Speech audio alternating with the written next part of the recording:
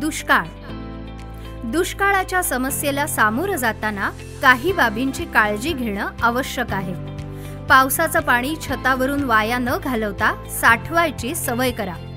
पावसाळ्यापूर्वी स्थानिक जलस्रोत दुरुस्त करून पुनरुज्जीवित करा, ज्यामुळे जमिनीत पावसाचे पाणी मुरेल आणि भूगर्भातील पाणी पातळी वाढेल.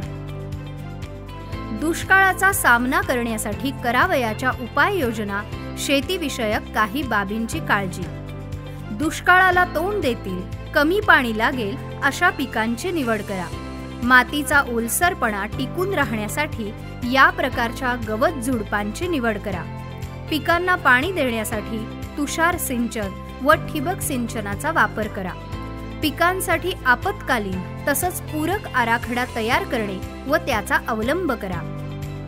दुष्काळाला सामोरं जाताना घरामध्ये अशा प्रकारे काळजी घ्यावी. घरातील वापरलेले पाणी गवताला, झाडांना वापरा. पाण्याचा पुनर्वापर करा. पाणी काटकसरीने वापरा. दात घासताना, दाढी करताना, भांडी धुताना तसेच धुणे धुताना नळाचे वाहते पाणी वाया घालवू नका. फरशी पुसण्याकरिता थेट सोडलेल्या पाण्याऐवजी ओल्या फडक्यांचा वापर करा. पावसाच्या पाण्याची साठवण करा. पाणी गळती होऊ नये यासाठी टाक्या, नळ नियमित तपासा. पाण्याचा शक्य तितका पुनर्वापर करा.